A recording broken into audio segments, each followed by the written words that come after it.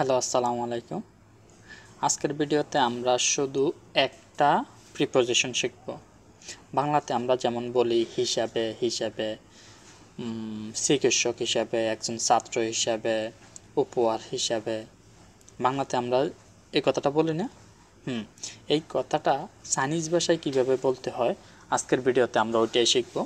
দেখেন এখানে কী দেওয়া আছে, জয় মানে কি as in the role of.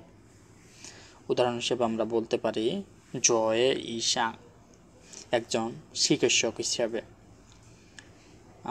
আবার কি বলা যায়, এখন আমি যেটা বললাম জয়ের পরে আমি কি ইউজ করছি, পেশা, যে একজন জয়ে ঈশাং একজন ডাক্তার হিসেবে। আমরা আরও বলতে পারি জয়ে শুয়েশাং একজন ছাত্র হিসাবে। আবার আমরা কি করতে পারি, জয়ের পরে উদ্দেশ্য ব্যবহার করতে পারি, জয়ে প্লাস উদ্দেশ্য। উদাহরণটা দিলে আপনারা ভালো বুঝতে পারবেন। যেমন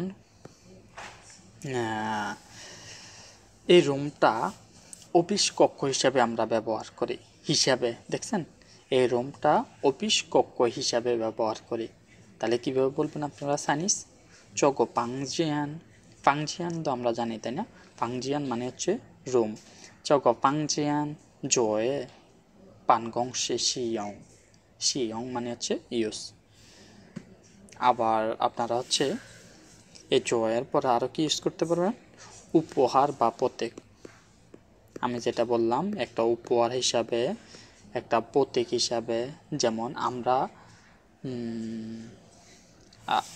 শাপলা না, আরেকটা জিনিস বলি, যেমন আংটি, এই যে রিং, রিং আমরা কি হিসাবে জানি, ভালোবাসার প্রতীক হিসাবে। এই যে হিসাবে, এটা প্রকাশ করার জন্য এই জয় এটা ব্যবহার করা হয়। আবার তুলনা করার ক্ষেত্রে ব্যবহার করা হয়, যেমন একজন আদর্শ মানুষ হিসাবে।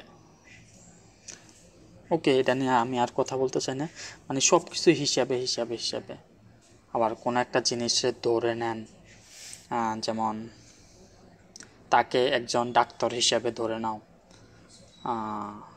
আরেকটা এক্সাম্পল আমরা কি বলতে পারি, একজন, আচ্ছা এটা আর বলা লাগবে না।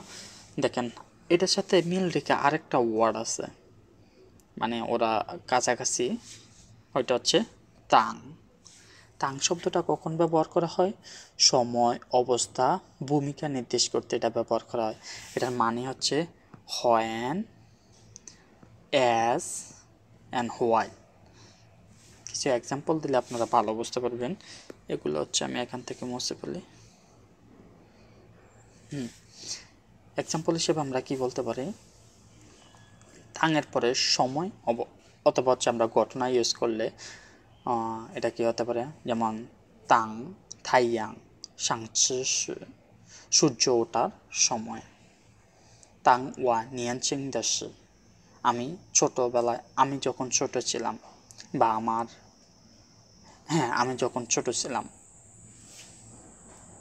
আবার এই তাঙের পরে আমরা কি ইউজ করতে পারি, অবস্থা ইউজ করতে পারি। যেমন আমি কঠিন পরিস্থিতিতে হাল ছাড়ব না, এই যে একটা অবস্থা, তাপমাত্রা শূন্যর নিচে নামে আসলো, এটা একটা অবস্থা।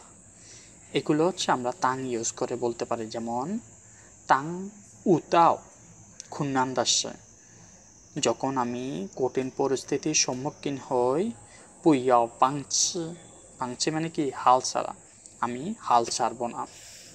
আবার এই তাঙের পরে আমরা আরও কি ইউজ করতে পারি, ভূমিকা। যেমন শিক্ষক হিসেবে, এটা যখন তাঙের পরে ভূমিকা মানে হচ্ছে কোনো একটা জিনিস, যেমন শিক্ষক হিসেবে, একজন ক্লাস মনিটর হিসেবে, তখন জয়ে এবং তাং দুইটা সেম মিনিং বোঝায় ভূমিকা হিসাবে। যেমন তাং লাওসি একজন শিক্ষক হিসাবে, তাং পানজাং, পানজাং মানে হচ্ছে ক্লাস মনিটর। ওকে, আজকের ভিডিও এখানে শেষ। আসসালামু আলাইকুম।